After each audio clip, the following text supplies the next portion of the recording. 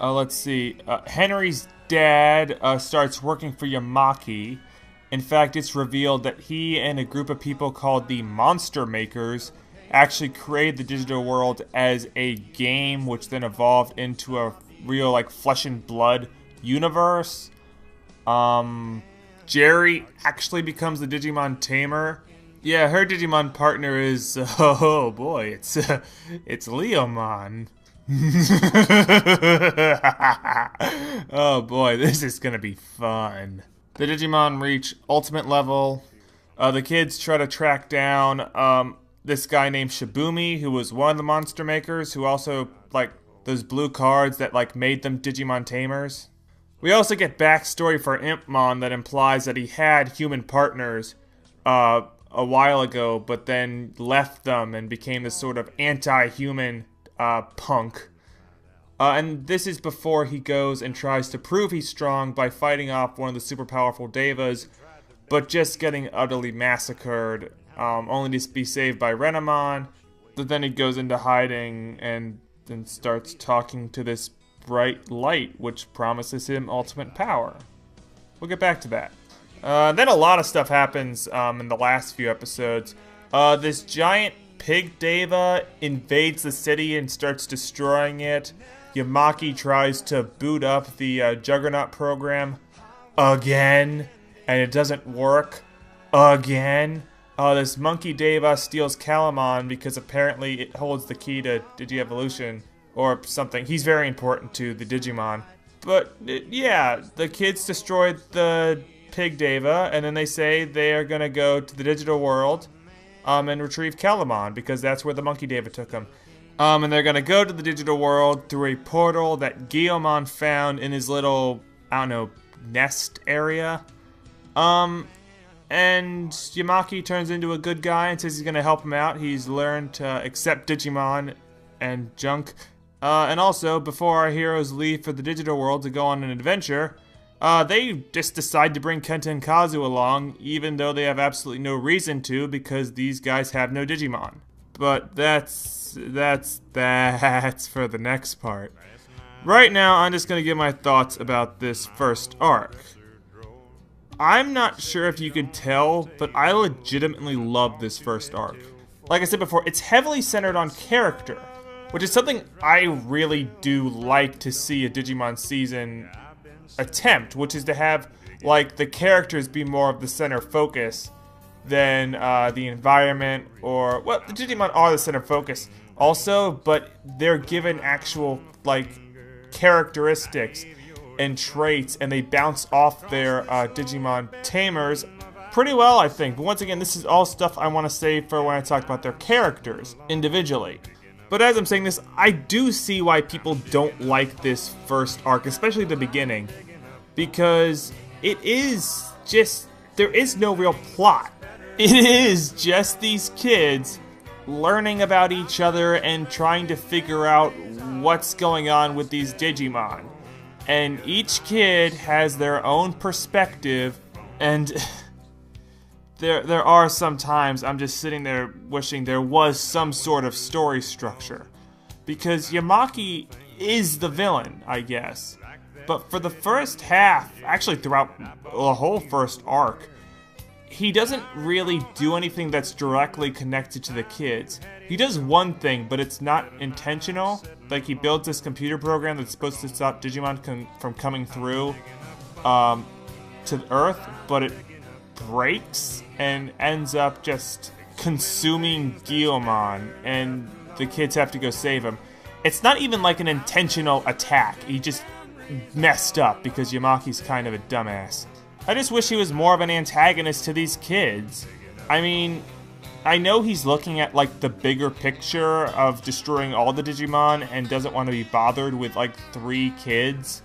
But you think after the first Juggernaut breaks down and fails, and he tries to start blaming Henry and Takato for the failure, you'd think at that point he'd try to, like, lock in on them a little bit and try to destroy them individually. I mean, he does get Henry's dad to work for him, but still, it's... he knows who they are, and he doesn't try to, like, confiscate their Digimon or even arrest them. You are the head of Hypnos. You are literally the Dream Police. Go make these kids' life more difficult to try to achieve your master genocidal plan. But in this show's defense, it is trying to just set up a lot of characters, most of whom are just minor characters during the first arc, but become major players during the second and third arc. So the show's doing that. It's also trying to set up like relationships between the kids and the parents, which is something I also like. But there is one problem to this character, this hyper character focus. If you don't like a character, chances are there are going to be several episodes that focus on that character, and you are not going to be able to take it because of how much detail goes into it. Like, there is an episode, I'm not a big Calamon fan, but there is an episode that entirely revolves around Calamon destroying the school soccer field. Or not even destroying it, just mildly inconveniencing the gym coach by rubbing white chalk all over it. And that's the entire episode. Henry and Takato have to figure out how to stop Calamon from messing up the soccer field every night. Yeah! Digimon adventures! Fighting creatures from another universe, crossing across a magical plane, trying to stop a small white Digimon from messing up the sports equipment. Yeah, those episodes are really lame, but the ones with Rika are always really good. The ones with Takato are usually okay or pretty good. The ones with Henry are fine, but his whole like Neville Chamberlain routine of, "Oh god, why are Digimon fighting? I don't understand this," gets really annoying sometimes. Especially when like Terriermon is saying, "I have to go stop this evil Digimon before he destroys like the entire city," and Henry just goes, "Wait, Terriermon, let's see if we can try to reason with the giant monkey with a cannon for a hand. I think I can get through to him." And they always end up just killing him anyway. The episodes focusing on Jerry are fine. I like Jerry. I like the fact that she became a tamer. The ones focusing on Kenta and Kazu are always terrible. Always, always, always terrible. In fact, anything they're associated with is terrible. But yeah, this first arc, it's just very different from the way Digimon usually handles things, because it just changes so many rules about how Digimon work, you know, with like the mist and the cards and just the evolutions. And they have the advantage of not needing to like set up the setting, because it just takes place in the real world. You don't need to elaborate and explain the setting at all to us, because we can just assume what it's like. And our main heroes don't need like an introduction to Digimon, because they already know what Digimon are. In fact, Rika and Henry have had Digimon for a while. So Takato is like the only kid that needs to be caught up, but at the same time, he is like such a huge Digimon nerd. He knows a lot of stuff about Digimon already, so he's not starting from scratch.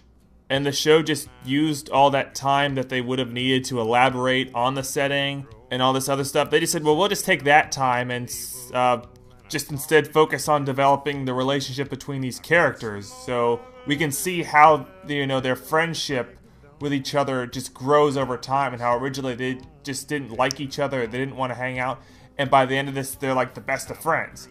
And I like seeing that growth. And I like that. And it does, and the relationship between the characters doesn't seem rushed or forced. It does take its time. The big problem is that it takes also a long time for the plot to get started. And they had to sacrifice Yamaki time for Rika getting raped by Ice Demon time. Wait, what? I think I'm gonna end it off here on that note. Next time I'm gonna try to finish the plot. I'm pretty sure I can, you know, cover the second and third arc in the next episode. I'm not gonna make any promises, because Digimon Tamers, I've realized, is a very awkward season to talk about when you try to omit like all the character stuff and instead just try to focus strictly on plot. I can't help but feel like this turned out to be a massive train wreck of an episode. But whatever, it's 3 o'clock in the morning. I gotta go to bed. Good night. See you next time. Yeah, tonight I'm sitting alone, digging up bones. I'm digging up bones. I'm digging up bones. Exhuming things that's better left alone. But I'm resurrecting